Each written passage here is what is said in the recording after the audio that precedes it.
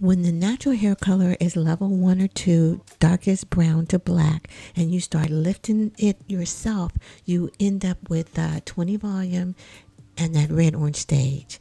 And this is what happened here. First, we used the color remover to really dig down and see what was going on with the surface of the hair.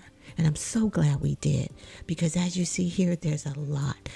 The darker patches area, that's from a previous hair color that was improperly applied and resulted in a stain. And stain is so difficult to remove with hair color. What we're looking at here is a combination of permanent hair color, white hair, and bleached hair. Now this is the same head of hair dry, and this is the same head of hair bleached. Notice the integrity and health of the hair. Yeah, we use all kind of goodies throughout the bleaching process. And this is the hair dried just before we apply the demi-permanent toner. And this is her hair after the toner application. It's wet, we sculpt it, we mold, we dried under an ionic hood dryer. No foam, no mousse, no gel. We used a little keratin to sculpt it. Look at how cool and balanced her entire hair shaft is.